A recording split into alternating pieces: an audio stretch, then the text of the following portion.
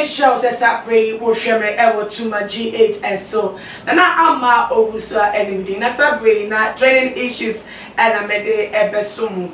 Ebusia for a year prophecy a training sister day a woman gun moody for be at a better abonti after December 7th elections no home. Now me tread eagle prophet. Now what they better just say a year a fee about to go for any that you say beba started so makoto aba e di ama party omo kon e do party omo e da omo akoma started so be say o metina power no watchre December 7th na mu na akasa no and so den e beto from maybe a bebo ehun bi e betu ne e ya grada ne just light na be strike ni tikra no sa da na akasa mu pa de e off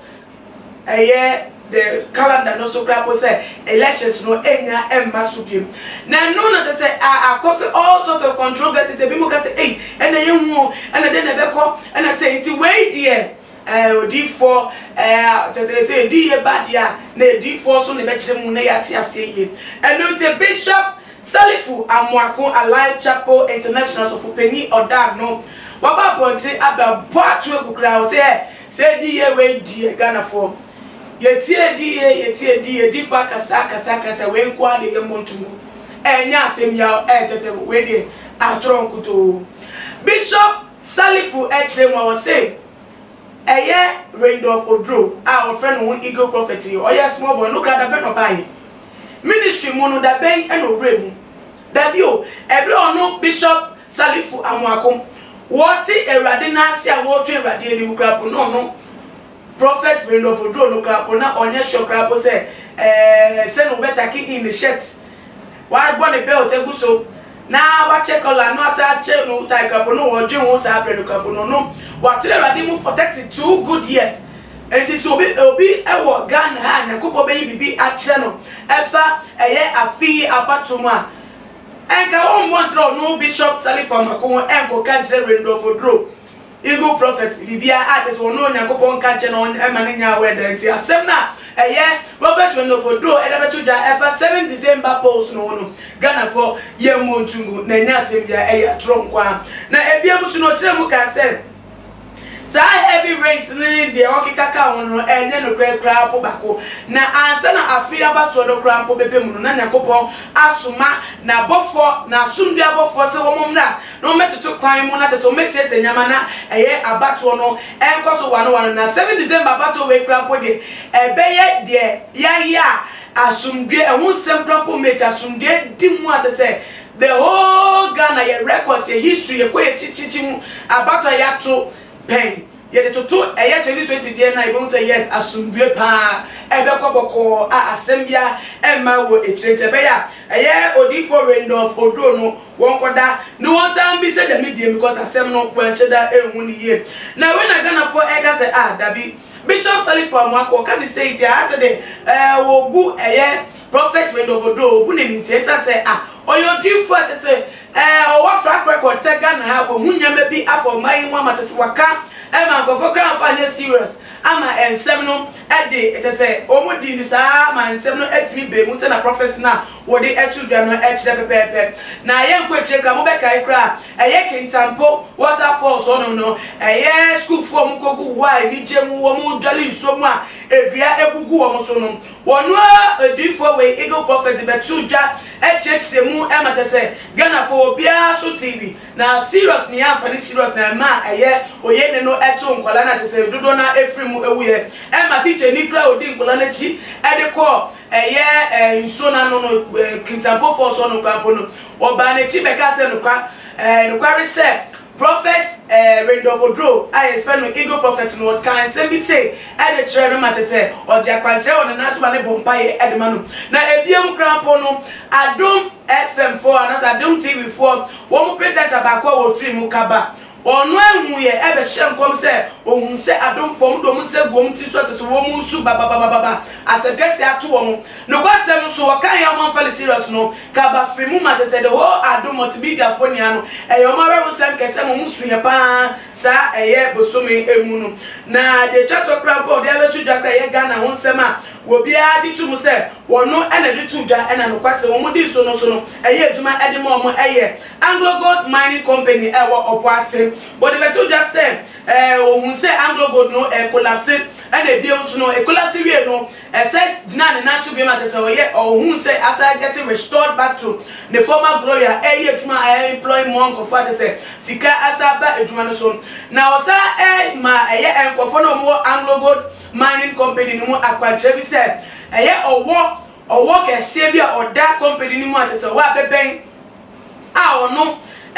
company no ere mu de bia be fe bia otum se ohonum de wananti wa che sa owo no ebe ya o mu hu na mo nya attempt da so mekunu no no na sunsuma eye Anglo Gold Company no ekra no tese ono na sa sunsum no Gold Company no ekra no nti ebe ya mo mu nko owo no na o mu di sa akwanche no so no ye nia ye ni Ghana ha collapse ye Anglo Gold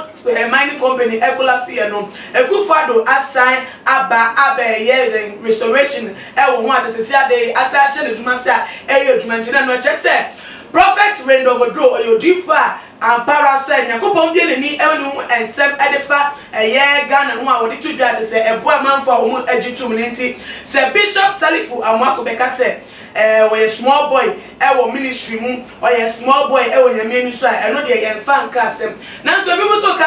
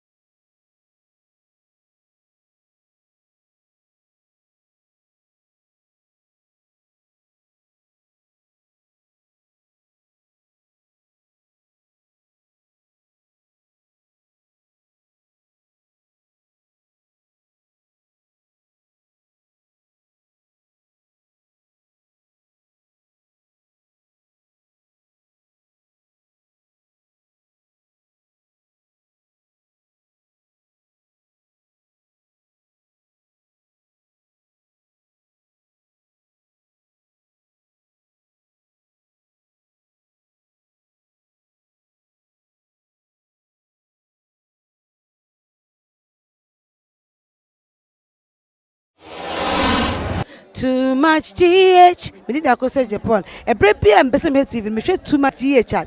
The move for. Hey, almost sports and as entertainment. Hey, the move for. Munko so show mo. No anybody GDB. Madam I say love you. Too much GH. We boy wate. Shout out to your fans and everybody who is watching Too Much GH.